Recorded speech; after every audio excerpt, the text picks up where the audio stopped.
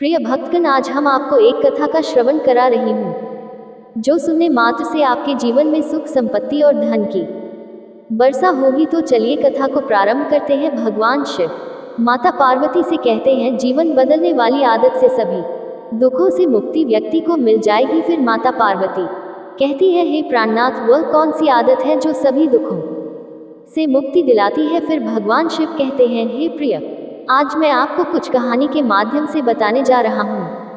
कृपया आप इस कहानी को ध्यान से सुने और जन कल्याण के लिए भी जरूरी है। अगर आप ये कहानी सुन रहे हैं तो पूरा सुनिए। इस कथा को आधा अधूरा छोड़कर जाने की गलती मत करिएगा, क्योंकि इस पवित्र कथा को पूरा सुनने से मनचाहा फल की प्राप्ति होगी। इसलिए इस कथा को पूरा सुने। आप शिव भक्त हैं तो भोलेनाथ का अनादर ना करें। तो चलिए बढ़ते हैं कहानी की तरफ। ये प्रेरणादायक कहानी है 7 महत्वपूर्ण संदेशों की जो व्यक्ति की दुनिया बदल सकते हैं। ये कहानी है सफलता और समृद्धि की, एक वकील की जो उसकी सफलता से शुरू होती है और उसके व्यक्तित्व की समृद्धि पर समाप्त होती है।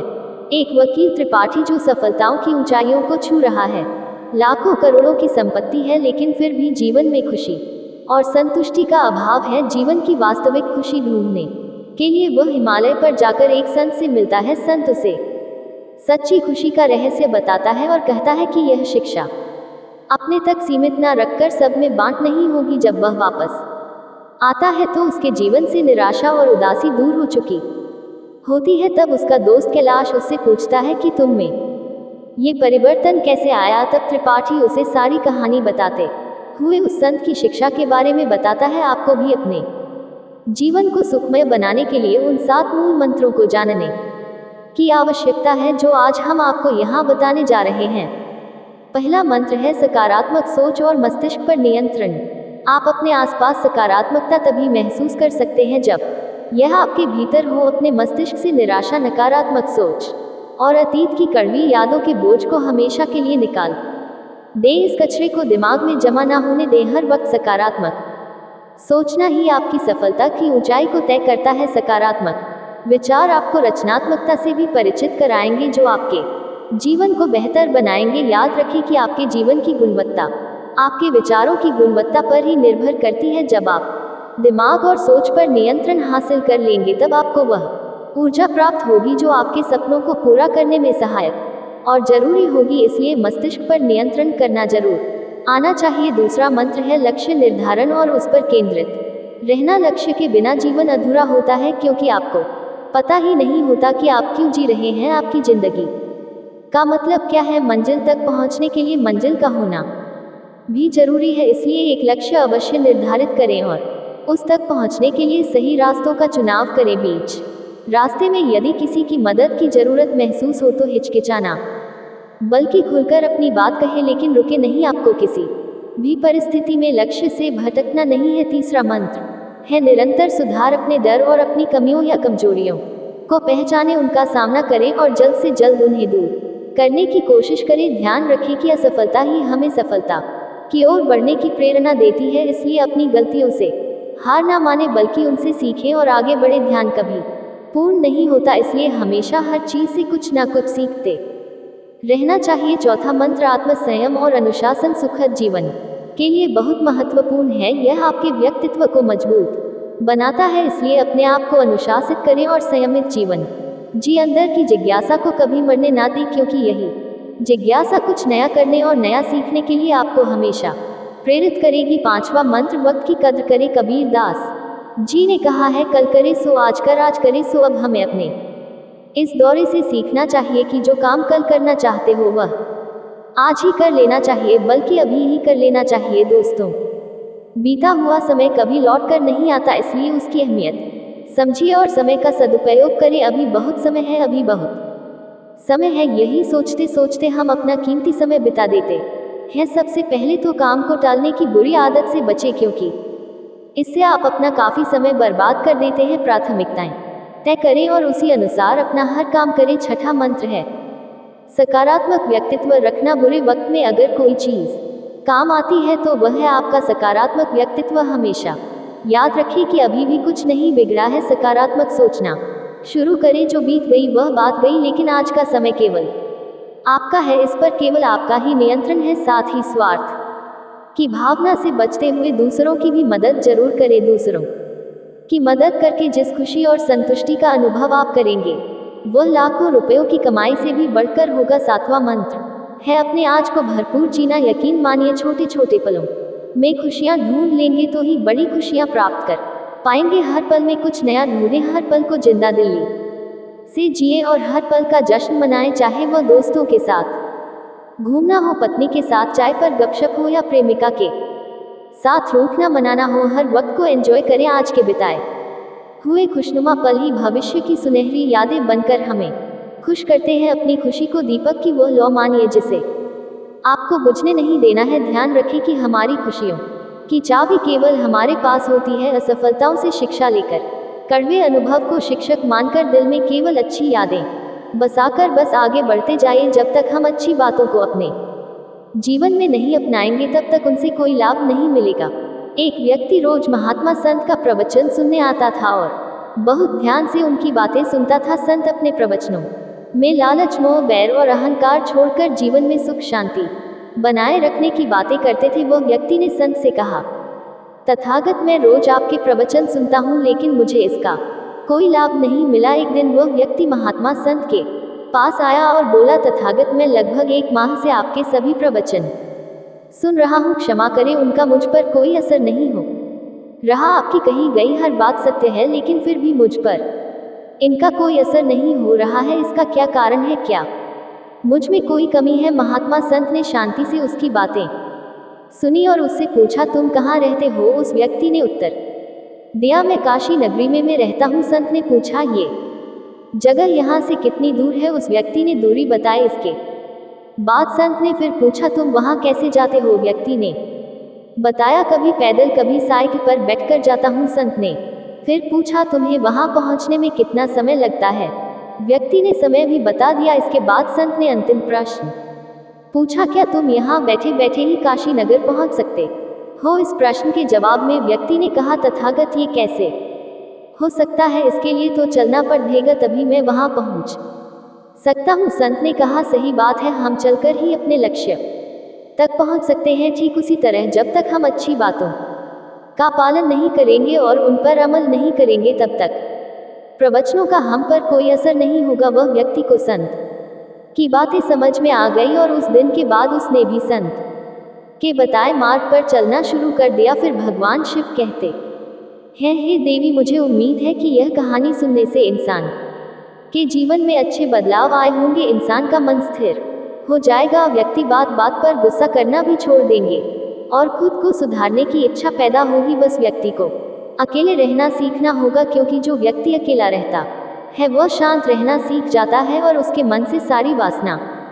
खत्म हो जाती है। इसलिए जो व्यक्ति अकेला रहता है वह जल्द ही कामयाब होता है। इसके पीछे का रहस्य इस कहानियों के माध्यम से जानेंगे। हे देवी, तो बिना देर किए चलिए कहानियों की शुरुआत करते हैं। पहली कहानी। एक बार एक गुरु और शिष्य एक सुनसान जंगल से गुजर रहे थे। तभी शिष्य अपने गुरु से एक सवाल करता है, गुरु जी, ऐसा क्यों होता है कि कुछ लोग जिनके पास कुछ भी नहीं होता फिर भी वे सुखी और आनंदित रहते हैं, जबकि कुछ लोग जिनके पास सब कुछ होता है उनके चेहरे पर उदासी साफ दिखाई देती है? गुरु ने एक मुरझाए हुए फूल की ओर इशारा करते हुए अपने शिष्य से कहा कि यह सोचने और समझने की बात है। अगर यह फूल ये सोचेगा कि मैं कल मुरझा गया था, या ये सोचेगा कि मैं भविष्य में फिर से मुरझा जाऊंगा, तो ये कभी भी पूरी तरह से खिल नहीं पाएगा। अपने सुंदर स्वरूप में ये कभी भी नहीं आ पाएगा और अपनी खुशबू से इस प्रकृति में बिखर नहीं पाएगा। उसी प्रकार इंसान अपने अतीत की यादों में खोया रहता है या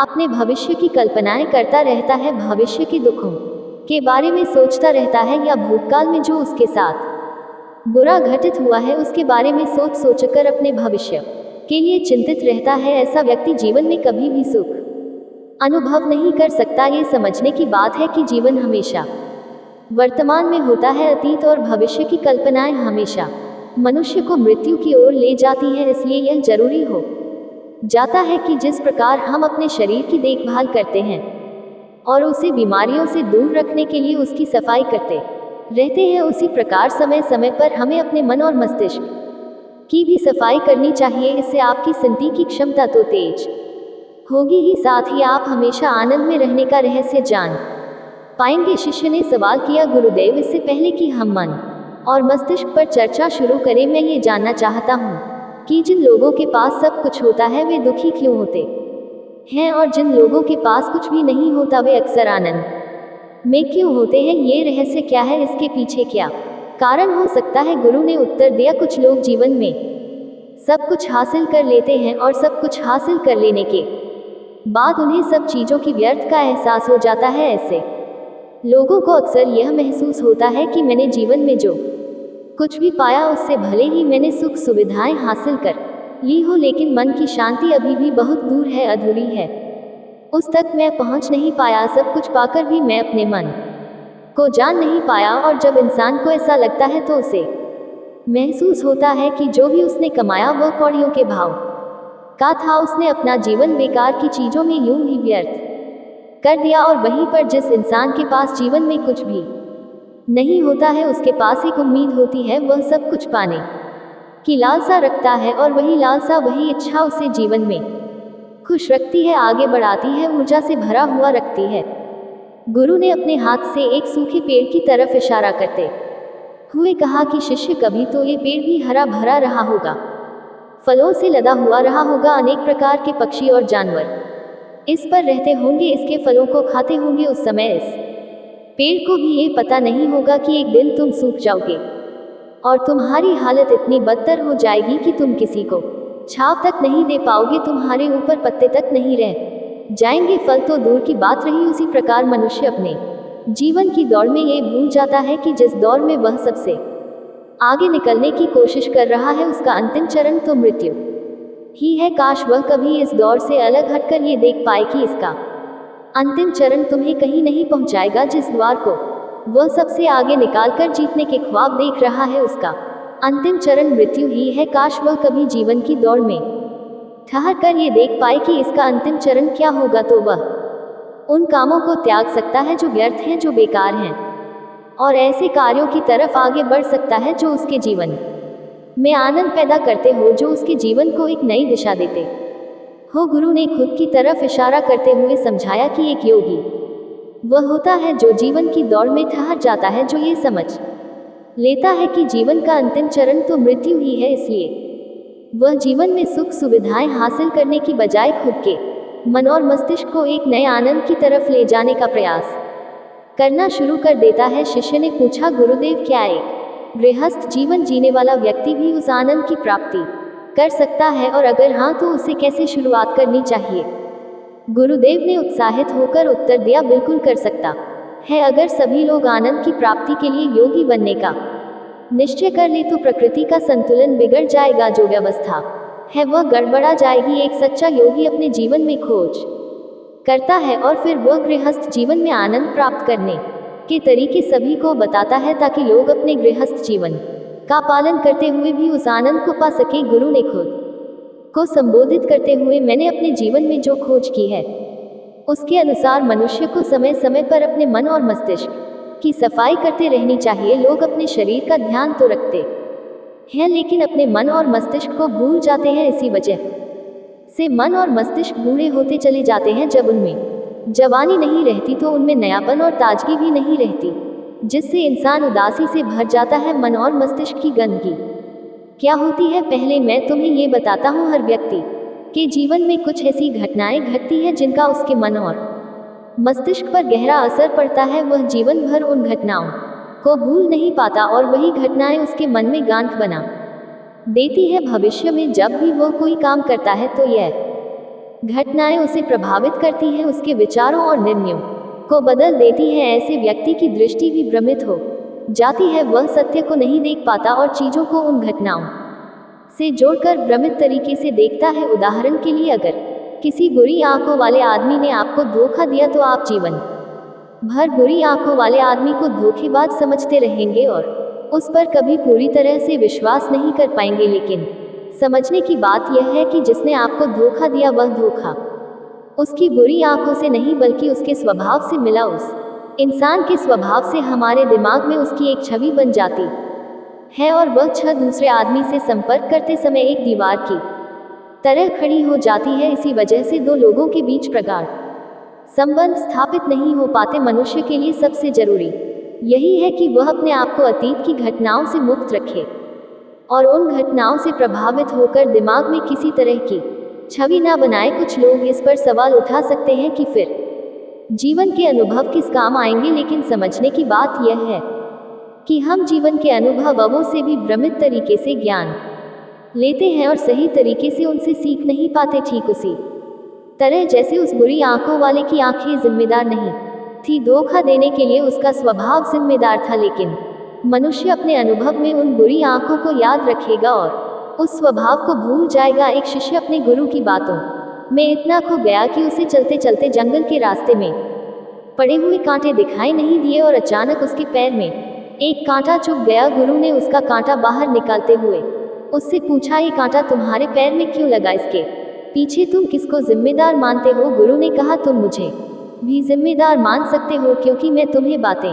सुना रहा था। क्या तुम खुद को भी जिम्मेदार मान सकते हो कि तुम मेरी बातों में इतना खो गए कि तुम्हारा ध्यान ही नहीं रहा? क्या तुम इन पेड़ों को जिम्मेदार मान सकते हो जिन्होंने कांटे इस रास्ते पर बिछा दिए? शिष्य ने उत्तर दिया, गुरुदेव, इसमें मैं खुद को ही जिम्मेदार मानता हूँ क्योंकि आप तो अपना काम कर रहे थे और इस पेड़ ने भी अपना काम किया, पर मैं अपना काम पूरी होशियारी से नहीं कर पाया।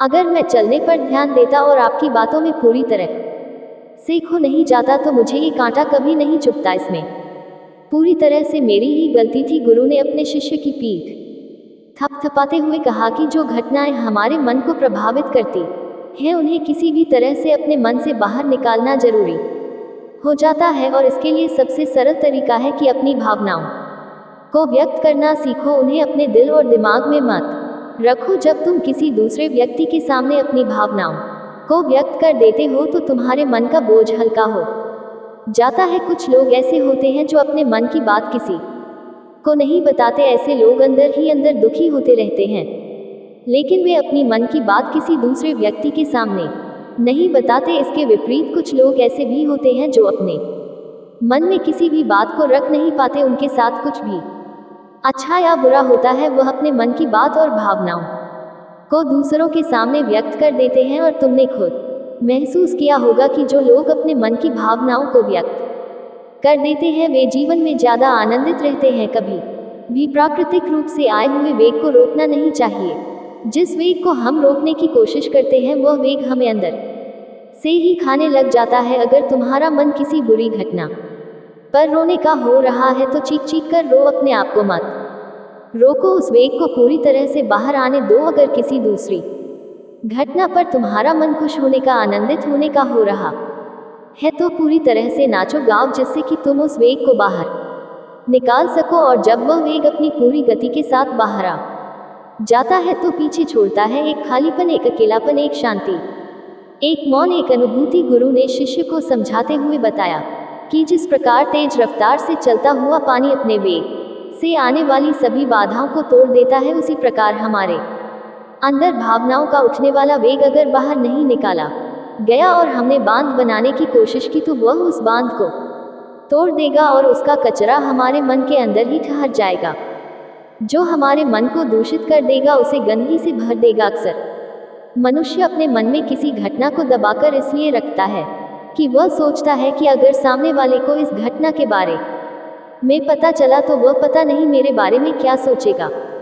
इसी विचार की वजह से वह अंदर ही अंदर खुद दुखी होता रहता है, लेकिन सामने वाले को वह कुछ भी नहीं बताता। लेकिन एक बार अगर वह हिम्मत कर सकता है, शुरुआत कर सकता है, तो उसका पूरा जीवन परिवर्तित हो सकता है। एक बार अगर उसके दिमाग की आदत बन गई तो वह जीवन भर अपनी भावनाओं को दूसरों के सामने व्यक्त करने से हिचकिचाना नहीं। और अपने दिमाग की यह आदत हम 21 दिनों में विकसित कर सकते हैं। अगर हम 21 दिनों तक सही तरीके से अभ्यास करें तो हमारा दिमाग पूरी तरह से भावनाओं से मुक्त हो जाएगा। यह 21 दिनों का अभ्यास इस प्रकार है कि सबसे पहले हमें ये याद रखना है कि अपने मन में किसी भी बात को दबाकर नहीं रखना है। अगर हम किसी व्यक्ति के बारे में अच्छा सोचते हैं तो उसे व्यक्त करें, अगर बुरा भी सोचते हैं तो उसे भी व्यक्त करें। परिणाम की चिंता छोड़ दें, सिर्फ अपने दिमाग की सफाई पर विश्वास रखिए, इससे आपके अंदर एक अद्भुत साहस पैदा होगा। जब आप किसी व्यक्ति के बारे में वह सब बता पाएंगे जो आप उसके बारे में सोचते हैं, तो सोचिए कि आपका खुद पर विश्वास कितना बढ़ जाएगा। आपके मन के सारे डर खत्म हो जाएंगे। हो सकता है कि इसमें आपको चुनौतियों का सामना करना पड़े, लेकिन जहाँ चुनौती नहीं होती वहाँ कोई अभ्यास भी नहीं होता। अभ्यास हमेशा चुनौतियों से भरा होना चाहिए। इससे आप सत्य बोलने का अभ्यास भी कर पाएंगे। अक्सर हम दूसरों को प्रभावित करने के लिए वह सब बोलते हैं जो उन्हें अच्छा लगता है, लेकिन वह नहीं बोलते जो हम उनके बारे में सचमुच में सोचते हैं, और यही हमारी सबसे बड़ी भूल हो जाती है। इससे हमारा पूरा अस्तित्व झूठ बनकर रह जाता है। और अपनी भावनाओं को व्यक्त करते समय ये भी जरूर ध्यान रखें कि आपके अंदर जो भावनाएं उस व्यक्ति के प्रति उठ रही हैं, उनके पीछे का मूलभूत कारण क्या है। उदाहरण के लिए, जब एक नौकर अपने मालिक के लिए कोई काम करता है और वह काम अच्छे से नहीं कर पाता है, तो मालिक उसे डांटता है, जिससे नौकर के मन में क्रोध की भावना उत्पन्न होती है। लेकिन समझने की बात यह है कि मालिक तो आपको कहेगा ही, वह तो डांटे ही। अगर आप काम अच्छे से नहीं करेंगे तो ये स्वाभाविक है। अगर आप काम अच्छे से कर रहे हैं और फिर भी आपका मालिक आपके साथ अच्छा व्यवहार नहीं कर रहा है, तो आप खुलकर अपने मालिक को अपनी भावनाएं व्यक्त कर सकते हैं, बिना ये सोचे कि इसका परिणाम क्या होगा। अगर आप इस भावना को दबाए तो आप अपनी नज़रों में खुद ही नीचे गिरने लगेंगे और आपका आत्मविश्वास बिल्कुल खत्म हो जाएगा। दूसरा अभ्यास जो आप इन दिनों करना है वह ये है कि जो भी घटनाएं आपके साथ घटित होती हैं, कम से कम जीवन में एक इंसान ऐसा होना चाहिए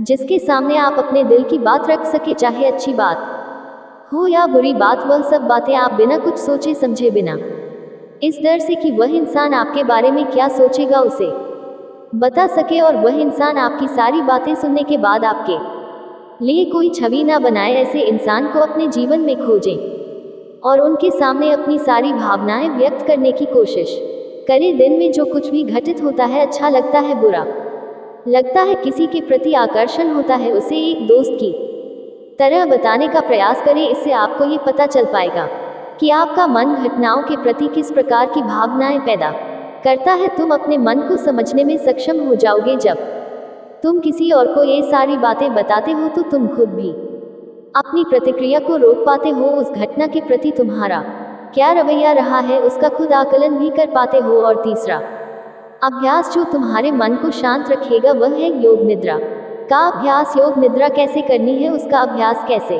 करना है, वह वीडियो इस वीडियो के खत्म होते ही चल जाएगी।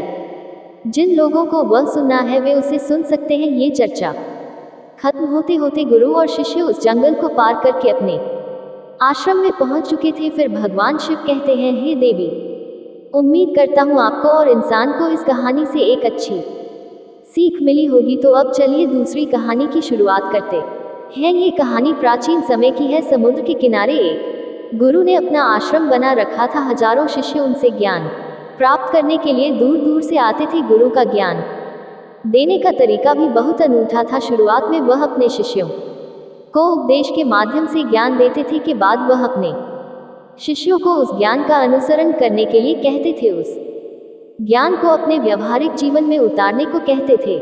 एक बार उस आश्रम में एक सम्राट अपने बेटे को लेकर पहुंचा। उस सम्राट ने गुरु से प्रार्थना की कि आप मेरे बेटे को अपने आश्रम में रहने दें और अपने तरीके से उसे ज्ञान दें। उसे इस आश्रम में बिल्कुल भी ऐसा नहीं लगना चाहिए कि वह किसी सम्राट का बेटा है। उसे बिल्कुल साधारण शिष्यों की तरह ही ज्ञान देने की कृपा करें। गुरु ने मुस्कुराते हुए कहा कि सम्राट, ज्ञान इसी तरीके से लिया जा सकता है। अगर तुम अपने आप को दूसरों से बड़ा समझोगे तो तुम ज्ञान प्राप्त नहीं कर पाओगे। अगर तुम्हें ज्ञान प्राप्त करना है तो तुम्हें अपने आप को दूसरों की तरह साधारण समझना होगा। यही ज्ञान प्राप्त करने की सबसे पहली सीढ़ी होती है। तुम निश्चिंत रहो, आज से तुम्हारे बेटे की जिम्मेदारी मेरे कंधों पर है। ये कहकर गुरु सम्राट के बेटे को अपने साथ लेकर समुद्र के किनारे टहलने के लिए निकल गए। आश्रम के बाकी सभी बच्चे उस सम्राट को देख रहे थे। सम्राट अपने बेटे को अपने रथ पर बैठाकर लाया था, जिससे सभी बच्चे समझ गए थे कि यह लड़का सम्राट का बेटा है। इसी वजह से आश्रम के सभी बच्चे सम्राट के बेटे की तरह आकर्षित हो गए थे।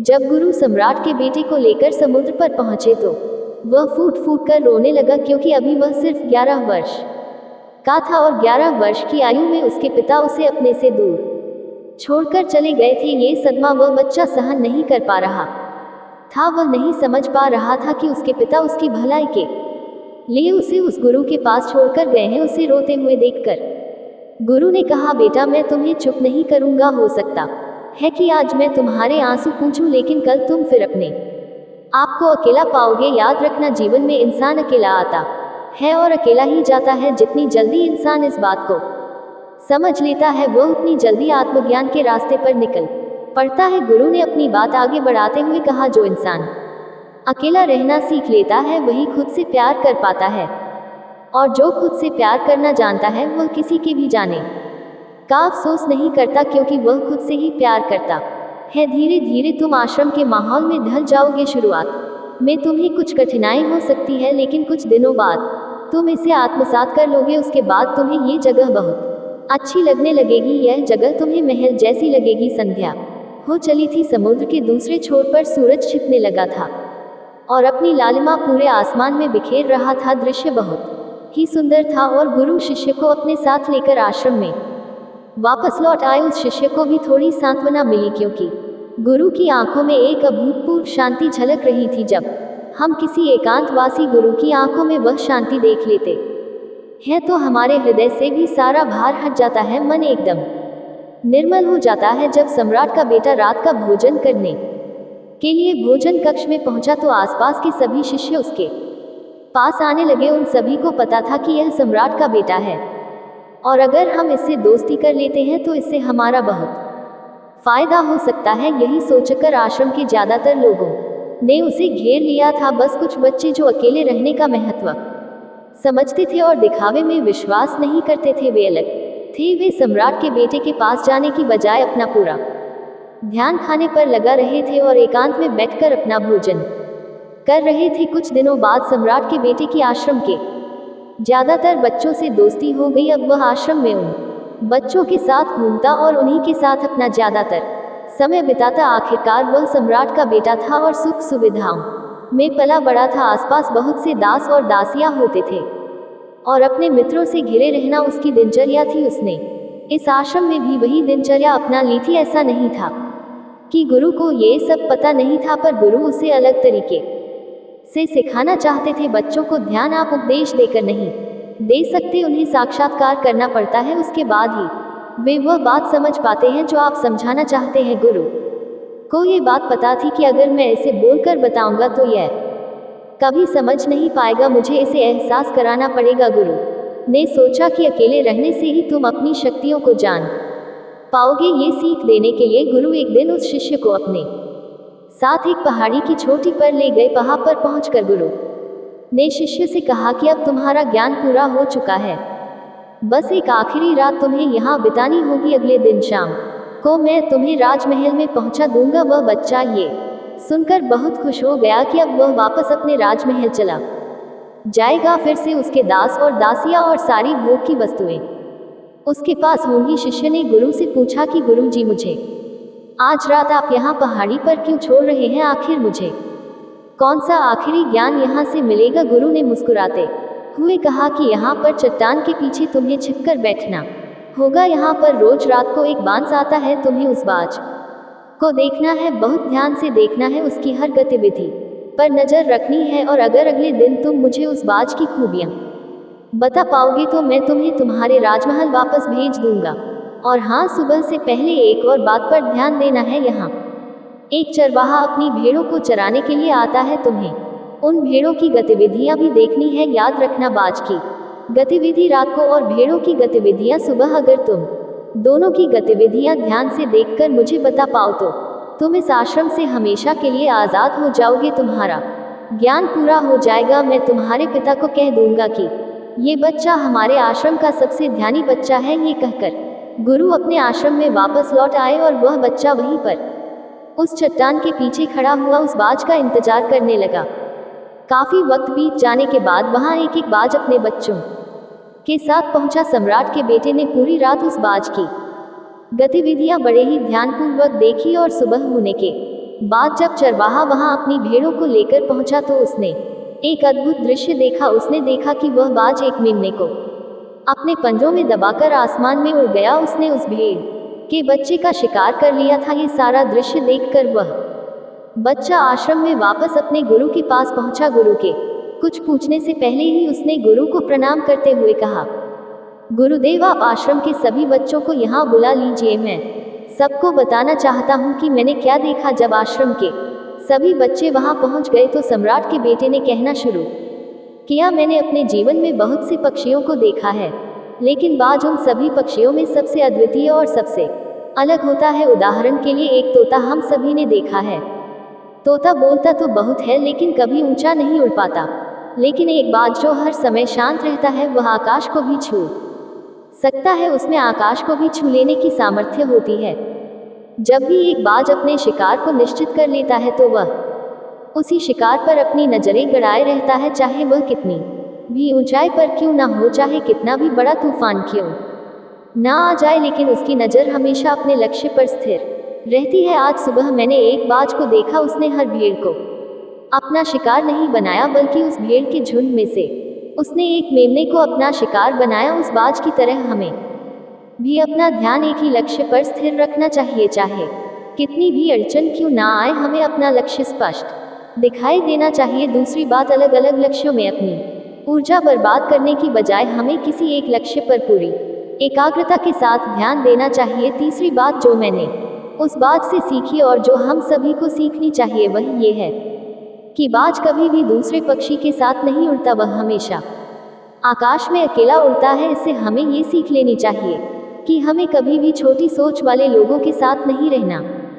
चाहिए। आखिरकार हम भी वही बन जाते हैं जिनके साथ हम रहते हैं। इसलिए या तो बड़ी सोच वालों के साथ रहो या फिर अकेले रहो, क्योंकि जब हम अकेले रहते हैं तभी हम खुद की ताकत और खुद की कमजोरियों को जान पाते हैं। कमजोरियों को जानकर उनको दूर कर सकते हैं और अपनी ताकत को जानकर उसका सही इस्तेमाल कर सकते हैं, लेकिन वह तभी संभव होगा जब हम अकेले रहना सीखेंगे। चौथी सीख जो हमें एक बाज से लेनी चाहिए वह ये है कि एक बाज हमेशा अपनी सीमाओं से ऊपर उठकर उड़ता है। जब तूफान आता है तो हर पक्षी अपने घोंसले की तरफ भागता है, खुद को छुपाने की जगह ढूंढता है, लेकिन बाज ऐसा कुछ भी नहीं करता। वह अपनी सीमाओं को तोड़कर बादलों से भी ऊपर उड़ने का प्रयास करता है। हवा उसे थपेड़े मारती है, पंख उसके बाहरी हो जाते हैं, पानी और धूल की वजह से उसे कुछ दिखाई नहीं देता, लेकिन वह फिर भी आसमान की तरफ उड़ता रहता है और अंततः बादलों से भी ऊपर निकल जाता है और वहां तब तक उड़ता रहता है जब तक मौसम ठीक नहीं हो जाता। अपनी सीमाओं को सिर्फ इसलिए तोड़ पाता है क्योंकि वह समस्या के आने पर उससे घबराता नहीं है, उसे डर कर बचने की कोशिश नहीं करता, बल्कि एक सकारात्मक दृष्टिकोण के साथ उसका सामना करता है। जीवन में चाहे कितनी भी मुश्किलें क्यों ना आए, हमें उन मुश्किलों से लड़ना चाहिए, ना कि उनसे डर कर कहीं छुप जाना चाहिए। बहादुर वे लोग होते हैं जो तूफानों से टकरा जाते हैं, कायर तो अपने घर में अपने घोंसले में अपनी जगह ढूंढकर बैठ जाते हैं। पांचवी बात जो हमें एक बात से सीखनी चाहिए वह ये है कि बाज कभी भी अपने घोंसले में घास के कोमल तिनके नहीं रखता। जो तिनके कोमल होते हैं वह उन्हें निकालकर फेंकता रहता है। उसी तरह चाहे कितनी भी आरामदायक जिंदगी आपको मिली हो, लेकिन उस आराम से ऊपर उठकर अपने आलस्य को तोड़कर जीवन में मेहनत करते रहना चाहिए। जीवन में पसीना बहाएं, दिए जलाएं और हर पल का जश्न मनाएं, चाहे वह दोस्तों के साथ घूमना हो, पत्नी के साथ चाय पर गपशप हो या प्रेमिका के साथ रूठना मनाना हो। हर वक्त को एंजॉय करें। आज के बिताए हुए खुशनुमा पल ही भविष्य की सुनहरी यादें बनकर हमें खुश करते हैं। अपनी खुशी को दीपक की वह लौ मानिए जिसे आपको बुझने नहीं देना है। ध्यान रखिए कि हमारी खुशियों की चाबी केवल हमारे पास होती है। फिर भगवान शिव कहते हैं, ज्यादा काम करो, कम सोचो और बाकी सब भूल जाओ और हम पर छोड़ दो। तो चलते हैं तीसरी कहानी की तरफ। संत ने कई सालों पहले अपने शिष्यों से ऐसा क्यों कहा था, इसके पीछे का रहस्य क्या है, आज हम इसी रहस्य को महात्मा संत की कहानियों के माध्यम से जानेंगे। तो बिना देर किए चलिए कहानी शुरुआत करते हैं। ये कहानी एक तपस्वी साधु और एक गरीब व्यक्ति की है। हे देवी, यह कहानी व्यक्ति को बताएगी कि कैसे हर परिस्थिति में खुश रह सकते हैं। एक जंगल में एक संत रहता था। इस संत के आश्रम में कई सारी गाय थी। एक दिन संत के पास एक गरीब व्यक्ति आया और उसने संत से कहा, मेरे पास रहने के लिए कोई जगह नहीं है और कई दिनों से मैं भूखा हूँ, आप मुझ पर कृपा करें और मुझे अपना शिष्य बना ले ताकि मैं आपके साथ आपके आश्रम में रह सकूं। संत ने इस गरीब व्यक्ति की बात मान ली और उसे अपना शिष्य बना लिया। संत ने उसे एक गाय दे दी और कहा, तुम इस गाय की सेवा करो और इससे मिलने वाला दूध केवल तुम्हारा ही होगा। इसके अलावा रोज तुम 2 बार भगवान के नाम का जाप भी किया करो। संत की बात मानते हुए शिष्य ने गाय की सेवा करनी शुरू कर दी और रोज भगवान का नाम लिया करता था। गाय से मिलने वाला दूध शिष्य खुद ही पी जाता था। आश्रम में रहकर शिष्य काफी खुश था और एक दिन उसने संत का धन्यवाद करते हुए उनसे कहा, आपकी कृपा से ही मेरा जीवन सुखी हो पाया है। संत मुस्कुरा कर बोले, ये तो अच्छा है, लेकिन उसके कुछ दिन बाद ही गायब हो गई। गायब होने के कारण शिष्य को दूध नहीं मिल रहा था, जिसकी वजह से उसने पूजा करना भी छोड़ दिया और दुखी रहने लग गया। शिष्य ने संत से मुलाकात की और संत को बताया कि उसकी गायब हो गई है, जिसकी वजह से उसका मन मंत्र जाप में भी नहीं लग रहा और वह कई दिनों से दुखी है। ये बात सुनकर संत ने कहा, ये भी अच्छा है। कुछ समय बाद शिष्य को गाय वापस मिल गई और वह फिर से खुश रहने लग गया। शिष्य ने यह बात संत को बताई। संत ने गाय मिलने की बात सुनकर कहा, ये तो अच्छा है। ये सुनते ही शिष्य हैरान हो गया और उसने संत से कहा, मेरे जीवन की हर परिस्थिति में आप अच्छा है ही क्यों कहते हैं? संत ने जवाब दिया कि सुखी और सफल जीवन के लिए चाहे सुख हो या दुख, हर समय प्रसन्न रहना चाहिए। जीवन में बुरी स्थिति आने पर खुद को दुखी नहीं रखना चाहिए। जब हम हमेशा खुश रहते हैं तो जीवन से दुख का अनुभव अपने आप खत्म हो जाता है। संत की यह बात सुनकर शिष्य को समझ आ गया कि जीवन में चाहे कैसी भी परिस्थिति क्यों ना हो, हमें हमेशा प्रसन्न रहना चाहिए। ऐसा करने से दुख महसूस नहीं होता और खुशी के साथ जीवन कट जाता है। फिर भगवान शिव कहते हैं, हे देवी, बहुत समय पहले की बात है। एक राज्य में एक दयालु राजा राज्य करता था। वह प्रजा का तैसी था, प्रजा का हित उसके लिए सर्वोपरि था। वह हमेशा इस प्रयास में रहता कि उसकी प्रजा को कोई समस्या, कोई परेशानी ना हो, सभी सुख चैन का जीवन बसर करे। उसके शासन में प्रजा प्रसन्नता और सुख से जीवन व्यतीत कर रही थी। राजा वेश बदलकर राज्य भ्रमण पर निकलता और प्रजा की स्थिति के बारे में पता करता। यदि उसे पता चलता कि प्रजा किसी प्रकार के कष्ट में है तो वह उन कष्टों को दूर करने का प्रयास करता। एक बार वह इसी प्रकार वेश बद राज्य भ्रमण पर निकला। भ्रमण करते करते वह एक जंगल से गुजरा और रास्ता भटक गया। उसके सैनिक पीछे छूट गए और वह अकेला रह गया। रास्ता ढूंढते हुए वह एक स्थान पर पहुंचा। उसने देखा कि वहां एक कुटिया बनी हुई है। राजा को भूख लगी थी। उसने सोचा कि यहाँ अवश्य भोजन की व्यवस्था हो जाएगी। उसने अपने घोड़े को एक पेड़ से बांधा और कुटिया में प्रवेश किया। वह एक साधु की कुटिया थी। गेरू वस्त्र धारण किए हुए एक साधु पेड़ के नीचे आसन लगाकर बैठे थे। उनकी आंखें बंद थी और वे ध्यान में लीन थे। राजा ने देखा कि उस स्थान का वातावरण बहुत ही सुंदर है। पेड़ पौधे हरे भरे हैं, जिनमें फूल और फल लदे हुए हैं। पंछी उन्मुक्त होकर विचरण कर रहे हैं। राजा ये देखकर बहुत प्रसन्न हुआ। वह साधु के पास गया और उन्हें प्रणाम कर उनके सामने घुटनों के बल बैठ गया। साधु ने आहट पाकर आंखें खोली और अपने सामने एक नौजवान को पाया। उसके मुख का तेज देखकर ही साधु समझ गए कि वह कोई राजसी व्यक्ति है। राजा ने उन्हें बताया कि वह रास्ता भटक गया है। साधु ने उसे अपने आश्रम में शरण दी और खाने के लिए मीठे फल दिए। राजा ने कभी इतने मीठे फल नहीं खाए थे। उसने चकित होकर पूछा, गुरुवर, आज तक मैंने इतने मीठे और स्वादिष्ट फल नहीं खाए, इनके इतने मीठे होने का कारण क्या है? साधु ने कहा, इस राज्य का राजा अत्यंत दयालु और न्यायप्रिय है, इसीलिए यह फल इतने मीठे हैं। जब तक वह अपनी प्रजा का हितैषी रहेगा और दीन दुखियों का सहायक रहेगा, ये फल ऐसे ही मीठे रहेंगे। राजा को यह सुनकर बड़ा आश्चर्य हुआ। उसके लिए इन बातों पर विश्वास करना कठिन था। जब साधु से आज्ञा लेकर वह लौटा तो उसने निश्चय किया कि वह इस बात का परीक्षण अवश्य करेगा। उसे अपने सैनिक मिल गए जो जंगल में उसे ढूंढ रहे थे। वह अपने राज्य वापस लौट गया। वापस लौटने के बाद उसने प्रजा पर जुल्म करने शुरू कर दिए। उसने किसानों का लगान बढ़ा दिया और प्रजा पर नाना प्रकार के कर लगा दिए। अब वह अपना धन भोग विलास में खर्च करने लगा और प्रजा की ओर से उदासीन हो गया। प्रजा पर अत्याचार बढ़ने लगे तो पूरे राज्य में त्राही त्राही मच गई। कुछ दिनों बाद राजा फिर जंगल में उसी साधु की कुटिया में पहुंचा। इस बार उसने देखा कि वहां का वातावरण भिन्न है, पेड़ पौधे सूख चुके, फूल मुरझा गए हैं, फल सड़ चुके हैं। ये देखकर वह चकित रह गया। वह साधु के पास गया और उसे प्रणाम किया। साधु ने उसे खाने के लिए फल दिए। इस बार फलों का स्वाद कड़वा था। राजा ने साधु से इसका कारण पूछा। साधु ने कहा, इस राज्य का राजा अब पहले जैसा नहीं रहा, उसे प्रजा के हित का कोई ख्याल नहीं है। वह प्रजा पर अत्याचार करने लगा है। उसके प्रति प्रजा के मन में कड़वाहट बस गई है, इसीलिए इन फलों का स्वाद कड़वा है। राजा साधु की कुटिया से अपने राज्य लौट आया। उसे साधु की बात समझ आ गई थी। अगले दिन से वह फिर से अपनी प्रजा का ध्यान रखने लगा। उसके बदलते ही फिर से प्रकृति ने अपना रंग बदला और हरी भरी हो गई। तो दोस्तों, इस कहानी से हमें ये सीख मिलती है, जैसा कर्म करोगे वैसा ही फल मिलेगा। यदि अच्छे कर्म करोगे तो अच्छा फल मिलेगा, बुरे कर्म करोगे तो बुरा। यदि हम किसी को कड़वाहट देंगे तो बदले में हमारे जीवन में भी कड़वाहट खुल जाएगी। इसलिए हमेशा सबका भला करें। इतना कहकर भगवान शिव इस कहानी को समाप्त करते हैं। इस वीडियो को बोलते समय कोई त्रुटि हो तो मैं क्षमा चाहती हूँ। उम्मीद है आप सभी को यह वीडियो अच्छी लगी होगी। अगर आप शिव के सच्चे भक्त हैं तो चैनल को सब्सक्राइब और वीडियो को लाइक करके कमेंट में हर हर महादेव लिख दीजिए।